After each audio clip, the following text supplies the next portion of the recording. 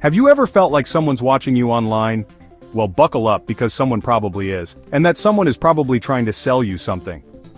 Welcome to the world of online advertising, where your every click, like, and share is tracked, analyzed, and used to target you with laser-like precision. We're not just talking about a few banner ads here and there, we're talking about a multi-billion-dollar industry that's completely reshaping the internet as we know it. In fact, online advertising makes up a whopping 70% of Google's revenue, which tells you just how big this whole thing really is. But how does it actually work? How do these ads find you? And more importantly, what can you do about it? Let's dive in and find out. This isn't just about annoying pop-ups, folks. It's about the fundamental bargain we make every time we go online, trading our personal information for access to free services. The question is, are we getting a fair deal, or are we being played for suckers? Think of the last time you went fishing. You probably used different baits to catch different kinds of fish, right? Well, online advertising is pretty similar. There are different types of ads designed to catch your attention in different ways. First up, we've got search ads. These are the ads that pop up at the top of your Google search results, disguised as regular links. You know, the ones you accidentally click on when you're in a hurry? Yeah, those. Then there are display ads. These are the banner ads and pop-ups that plague the sides and corners of almost every website you visit. They're like the annoying mosquitoes of the internet, constantly buzzing around and trying to suck your attention away. Next, we've got video ads. You know, those unskippable 15-second commercials that interrupt your favorite YouTube videos? Yeah, those are fun. And let's not forget about native ads, the sneaky chameleons of the advertising world.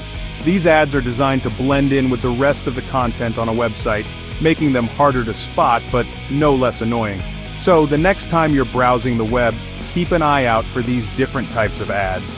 You might be surprised at just how many you encounter on a daily basis. Now you might be thinking, sure, there are lots of ads online, but how do they know what to show me? Well, that's where things get really interesting. You see, online advertising is all about targeting, and there are two main ways advertisers try to get inside your head: behavioral targeting and contextual targeting. Behavioral targeting is like having a creepy stalker following you around the internet, taking notes on everything you do. It tracks your browsing history, your search queries, your social media activity, and even your online purchases to build a detailed profile of your interests and preferences. Then, it uses this information to show you ads that are tailored to your specific tastes. Contextual targeting, on the other hand, is a bit less creepy. It focuses on the content of the website you're visiting, rather than your personal browsing history. So, if you're reading an article about cars, you're more likely to see ads for cars, even if you've never searched for cars online before. Both behavioral and contextual targeting have their pros and cons, but one thing's for sure: they're both incredibly effective at getting you to click on ads. Hold on to your hats, folks, because this next part is where things get really wild. You see, the world of online advertising isn't just about targeting, it's also about speed. And when I say speed, I'm not talking about dial-up speeds, I'm talking about milliseconds. You see, every time you load a web page, a behind-the-scenes auction takes place in the blink of an eye. This is called real-time bidding, and it's how advertisers decide which ads to show you in real time.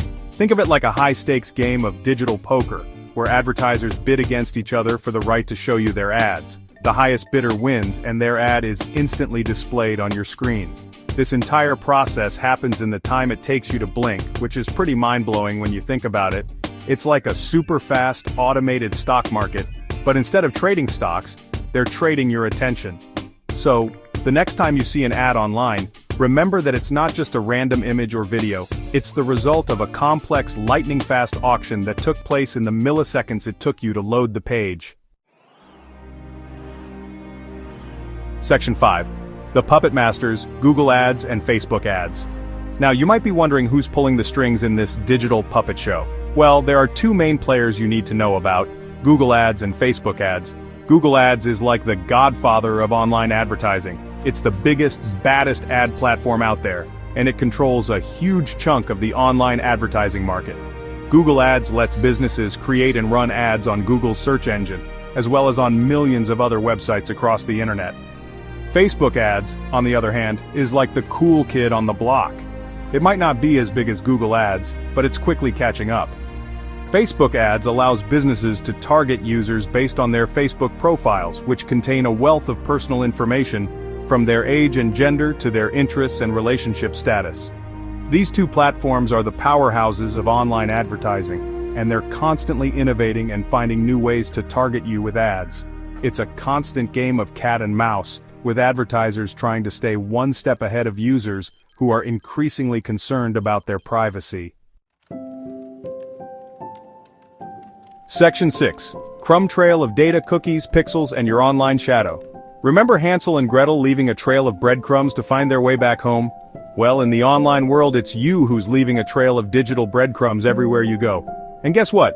Advertisers are following them. These digital breadcrumbs come in many forms, but the most common are cookies and pixel tags. Cookies are small text files that websites store on your computer to remember your preferences and track your activity. They're like little spies that report back to their masters, giving them a detailed picture of your online behavior. Pixel tags, also known as web beacons, are tiny, invisible images that are embedded in websites and emails. They're like invisible ink that allows advertisers to track who opens their emails, clicks on their links, and visits their websites. These tracking technologies are everywhere, and they're constantly collecting data about you, whether you realize it or not. It's like having a tiny surveillance camera following you around, recording your every move. Section 7. First party, third party, who's counting? The data brokers you never met. Now you might be thinking, okay, so websites are tracking me, but what are they doing with all this data? Well, that's where things get really shady. You see, a lot of this data isn't just being used by individual websites, it's also being collected and sold by third-party data brokers. Think of data brokers as the information superhighways of the online world. They collect data from a variety of sources, including websites, apps, and even offline sources like loyalty programs and public records. Then, they package this data into detailed profiles and sell it to the highest bidder, which could be anyone from marketers to political campaigns to even insurance companies. The scary part is that you probably have no idea who these data brokers are, what data they have on you, or how they're using it.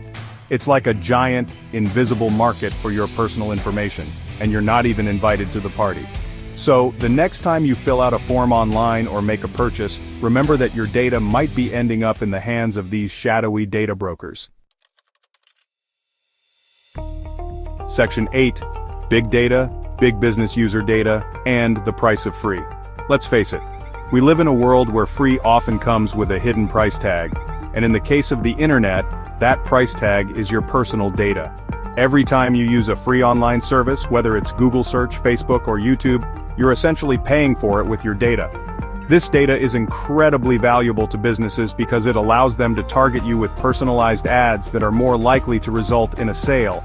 It's the engine that drives the entire online advertising industry, and it's the reason why so many online services are free to use. But as we've seen, this data can also be used for more nefarious purposes like discrimination, manipulation, and even identity theft.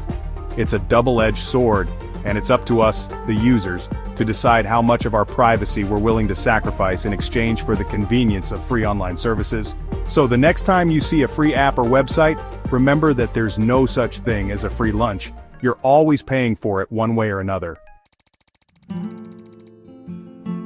Section 9. The digital arms race. Where do we go from here? So, there you have it, folks. The world of online advertising is a complex and often unsettling place. It's a world where your every move is tracked, analyzed, and used to sell you stuff. It's a world where your personal data is more valuable than ever before, and where your privacy is constantly under threat. So, where do we go from here? Is it possible to enjoy the benefits of the internet without sacrificing our privacy? It's a tough question and there's no easy answer, but one thing's for sure, we need to start having a serious conversation about the role of data privacy in the digital age. We need to demand more transparency from companies about how they're collecting and using our data. We need to push for stronger privacy regulations that give users more control over their data. And most importantly, we need to educate ourselves about the risks and rewards of the online world so we can make informed decisions about our digital lives. The future of the internet depends on it.